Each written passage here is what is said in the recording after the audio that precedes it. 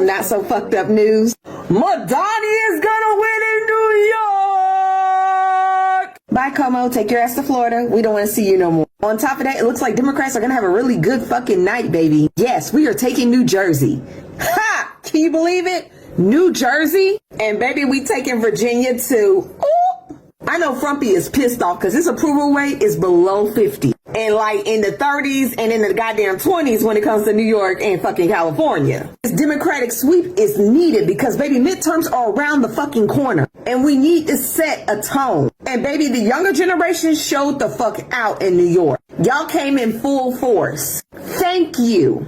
Hopefully this can show that Donald Trump's policies are not working for Americans. There are no SNAP benefits. Medicare is about to triple. Nobody's getting paid in the federal government. We're bailing out countries for what? We can't bail out ourselves. We're allegedly attacking Venezuelan boats when we have not verified that shit. We all in Nigeria's business when we don't need to be there because we know the only reason that they are there has to do with somebody's money or somebody's resources. On top of that, ICE is doing whatever the fuck they want to Americans and immigrants. National Guard is being put out against its own people for no reason but people using their First Amendment rights. Unemployment rate has goddamn almost tripled. Falling behind Izzy like they can't fucking breathe. Izzy is spouting the same shit like them. Diversity and equity and inclusion is not important in this country. TV show hosts are being attacked. Stations are being attacked. Writers are being attacked. Food bank lines are long, and baby, I seen a lot of red hats in those. So let's bring this shit home tonight, and let's get ready for midterms. I'm ready. Are y'all? Hi guys, welcome back to the channel. My name is Beauty. So I came across this video and decided to share with you all. Democrats are in deep tears and in regret right now to the fact that they are actually packing all the governorship seats in most of the states, and this has sparked a lot of conversation online. Anyway guys, let's dive into the reactions and we will come back to talk more about it. Stay with us, comment your thoughts in the comment section, subscribe to this channel to support the channel, and we'll be right back. What a night. From Virginia to New Jersey to New York City, Democrats just scored a wave of victories that remind everyone what people power looks like. Abigail Spanberger made history as Virginia's first woman governor. Mikey Sherrill just took the New Jersey governorship, flipping another key blue state. And in New York City, Zohran Mamdani, a 34-year-old Democratic socialist, just became the city's first Muslim mayor, the first South Asian to hold the office, and one of the youngest mayors in modern history. These wins aren't just about politics. They're about a country that still believes in progress, inclusion, and possibility. They're about working class families who showed up to say, we deserve better. They're about young voters who refuse to give up. And they're about a movement that's learning how to fight smarter, stay grounded, and never stop believing in what's right. So take a breath, smile, and let this one sink in, because tonight isn't just a blue wave. It's proof that hope is still louder than hate. And we're just getting started. Follow me for more updates on the rest of tonight's results and what these wins mean for 2026. After a year of soul searching, after losing to Donald Trump, Democrats had sweeping victories tonight, and there are going to be two key takeaways to unify the party. One, running against Trump is good politics right now. That was clear across the board in Virginia, New Jersey, New York City, and California. Two, put affordability and the economy front and center. That is meeting voters where they are. On that, Democrats will agree. But here's the other side of the coin. Democrats have two distinct models of winners tonight. Mikey Sherrill, Abigail Spanberger for governor. They are moderate, centrist Democrats. That is a lot of what the party is going to use as a model to move forward next year and in 2028. But Zohran Mamdani is a newborn star of the Democratic Party, and he's a Democratic socialist representing the left wing of the party. He too is going to have a place on this stage, and so the intra-party conversation about the path forward for Democrats will continue, but it'll do so with a real shot in the arm of confidence. Well, the Republicans are fucking cooked. And boy, isn't it tasty. The lady I voted for, Abigail Spanberger, will be the governor of Virginia. Mamdani will be the mayor of New York City. And Mickey Sherrill will be the new governor of New Jersey. And my friends, this is but a taste of the blue wave that will be coming for the Republicans in the midterms of 2026. And let me tell you why. The American people are tired of having a baby in the White House, a vindictive child who is up all hours of the night, ranting in all capital letters and posting ridiculous AI videos as he runs this economy into the ground and stands in front of the camera saying, "I'm the most successful president of all time. The prices are way down, I promise, with my secret numbers." We're tired of this shit. The Republicans are so incompetent at running government that it's only been a year and they've already run the economy into the ground. So I hope they enjoy the time they have left, Republicans, because come this time next year, it's going to be time to grab your shit and get the fuck out. Okay? All right. And to my Democrats, great job today. I'm proud of you. Let's keep it going. Feels good. Let's keep it going. Love you guys. This is a hot topic. Let me talk about it. The Democratic Party has an issue with AIPAC. Now listen, you can talk about this for the next 10 hours. I'm going to try to do it in 3 minutes. So hold on. The party has to develop a strategy for answering the questions about why they accept money from AIPAC when a part of the Democratic base, not just leftists, have issues with AIPAC because they have issues with Benjamin Netanyahu, the state of Israel, and how they conducted the war, but also in how the United States gives so much aid and money to Israel when we're struggling in this country. And as a sidebar, the United States gives more money to Saudi Arabia. Why are we giving them wealthy oil barons money? And UAE and Qatar, all them people. It ain't just Israel. Let's be clear about that. Now, all those people who advocate, not all, the people who advocate for Democratic politicians not to take money from AIPAC, where's that money going to come from? You're not going to win an election without $1 billion plus for a presidential election. Elon gave $350 million by himself to Donald Trump. You don't see any Democratic billionaire giving money like that to Democratic candidates. It ain't happening. You got to make up that money. Now, of course, not all money is good money, but you know what? I'm going to take some money to get in office. Give me the money. Give me the money to get in office. That's the only way you're going to change things. You say, well, get money out of politics. That ain't happening. Like, that's a pipe dream. Citizens United is here. Republicans control the Supreme Court 6-3, and that's not going to change for 20, 30, 40 years. Maybe. That ship has sailed. Let it go. You got to give money to win, and AIPAC gives money. They give it equally to Democrats and Republicans. Should Democrats take that money? You're going to have to ask your own rep who's taking the money. But to the party leadership, you need to be prepared to answer that question in the midterms in 2028. Now, let me say something to black people aligning themselves with these non-black people who are against AIPAC and the state of Israel. Jewish American voters. I'm not talking about the state of Israel. I'm talking about Jewish American voters in the United States who vote. They vote with black people more than any other group, more than white people, Asian people, Latino people, more than any other group from any Middle Eastern country who happen to be in this country, whether you're born here or you immigrate here, whatever.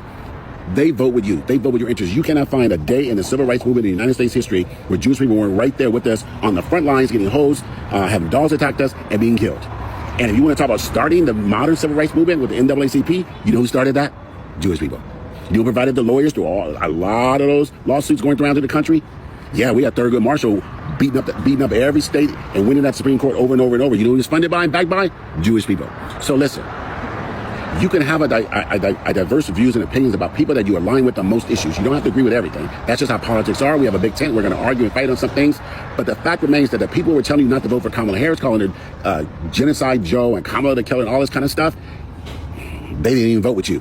But the Jewish people you were maligning, they voted to help us, our communities, our babies, our grandparents. Nobody else. Not people from India, not people from Pakistan, not people from Jordan, Saudi Arabia, UAE, Qatar, Morocco, Egypt, Lebanon. None of those people voted to help you more than Jewish people voted to help you. Don't forget that.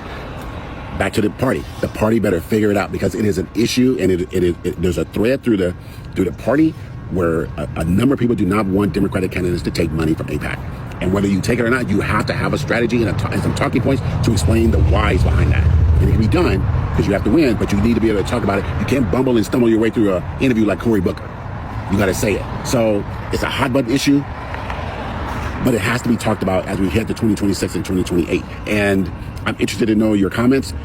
I'm not interested in your anti-Semitism, but I am interested to know your comments. So pop up in my comments below and let's talk about it. MAGA is having a total meltdown right now. They are in disbelief after losing big in Virginia and New Jersey. Of course, the moment Republicans start losing, suddenly the elections are automatically rigged. This was earlier today. MAGA Voice said Democrats are stealing the elections in New Jersey and Pennsylvania right now. This is absolutely ridiculous. Get loud, MAGA. And this person says, on the way to Chester County, Pennsylvania, lawyers on the ground, affidavits coming, reinforcements coming. We will not let them steal this election. MAGA Voice also said the voting machines all across New Jersey and Pennsylvania are down. Polling locations are running out of provisional ballots. Voters are now being turned away. They are stealing the election. This person also said voting machines are down across Pennsylvania and New Jersey in red leading districts. Here's a look at all of the counties that were down today because of threats that were being made this morning. As you can tell, 5 out of 7 of them are Democrat. Of course, they're just like Donald Trump, crying that everything's rigged if they lose. Abigail Spanberger won today in Virginia in a major upset. And Mikey Sherrill just won in New Jersey, another major win for the Democrats, of course, defeating a Trump-backed candidate. Right now, Polymarket is showing a 97% chance of a complete Democratic sweep. Republicans are not being silenced. They are being defeated very badly by ballots and not conspiracies. The voters have made it very clear they are tired of the constant lies, division, hate, and attacks on basic freedoms. The only thing being stolen right now is MAGA's illusion of a permanent grip on power, and the American people are the ones taking it back.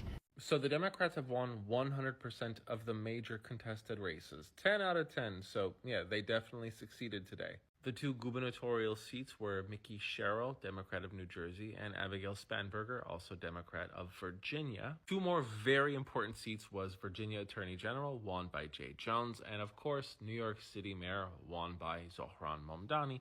Most likely, actually 100% certain, the most controversial political candidate of this year. And I want to point out that this year, 2025, is an off-election year, just like 2017. The same thing happened.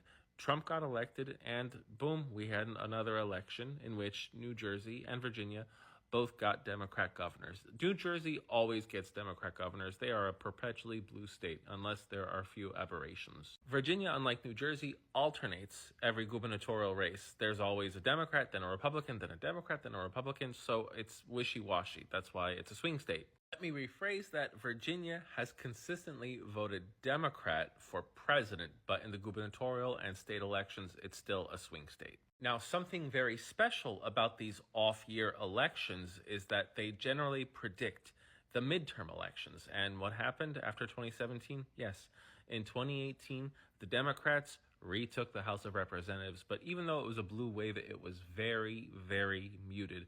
But still, 2017 predicted that blue wave. And I think the greatest predictor in 2025 of a blue wave is most likely the election of Zohran Mamdani. His election kind of showed, along with the other 10 seats that happened, that this country is extraordinarily unhappy with what's been going on with current GOP policy due to all of the forced deportations and, of course, just the really huge amounts of economic suffering that the average American is going through. The Republicans control almost every single branch of the government. They control the Supreme Court, they control the president, and I don't care if you say that the Supreme Court is above political party, they absolutely not. When it comes to Congress, they also have a majority in the House of Representatives, 219 to 212, and the Senate, 53 to 47. Now, it's true that the Democrats do have a lot of negotiating power in both branches, but they still are the minority, and the average voter doesn't really care. All they know is that the Republicans control all 3 branches of the government, and we have a shutdown, and things aren't looking too good. So it doesn't matter how righteous the stance is of the GOP, they're the ones who are going to get blamed for all of this. They made a mess. They don't want to clean it up, so more Democrats are gaining power. Okay. And right now we are seeing our president with his lowest approval rating ever, dipping below 20% now at 18%. Americans are clearly angry because none of the promises that were given in 2024 have been carried out, and it's been almost an entire year. Now, a lot can change. I definitely did not expect this blue wave today. I expected more red to be picked up, at least 2 months ago, but as we started to see the deterioration of our economy, and again, the incompetence of this shutdown, I started to see, oh wow, blue sentiment is on the rise again, and if it keeps falling apart, the way this country is, then yeah, we will see much more blue in 2026. The only thing, and I'm saying the only thing that could keep the GOP in power or get them to have a red wave in 2026 is if the economy starts to recover quickly and rapidly. If that doesn't happen, then yeah, we are going to see a blue wave. And this blue wave will come even if Zohran Mamdani does a terrible job running New York City. But if he can actually show himself to be a competent leader, then yeah, then the GOP is in a lot of trouble. But these are a lot of hypotheticals, and you have to ask yourself the question, is the country better off today than it was a year ago? And objectively, the answer is clearly no. And when you have most of the leadership being a part of the GOP, that is who you blame. Clear and simple. I am the Geo Husar, and I don't care what party you're affiliated with, as long as you're not trying to destroy the economy and damage the average American. Thanks for watching. Well, slap me silly and call me Willie. Marjorie Taylor Greene went on The View to blast Mike Johnson and the Republican Party. She called Mike Johnson weak and pathetic in the MAGA world. Yo. Never in my days of these last 9 months had I ever imagined Marjorie Taylor Greene on The View talking shit about Republicans. If you would have told me this 6 months ago, I would have called you a fucking liar. So, I'll keep you updated. Hi guys, welcome back to the channel. You wouldn't blame people who came out massively to vote. And I think the way people are going about the whole thing right now is actually making a lot of sense. I have seen a lot of people coming out to complain about what this present administration has actually put them through. Even though some people who actually think or pretend they love what is going on, they are all actually getting affected. Deep inside of them, they are being affected. And I love the fact that people are beginning to wake up. Anyway, guys, let me know your thoughts in the comment section. Subscribe to this channel to support the channel. And I will see you guys in my next video. Bye.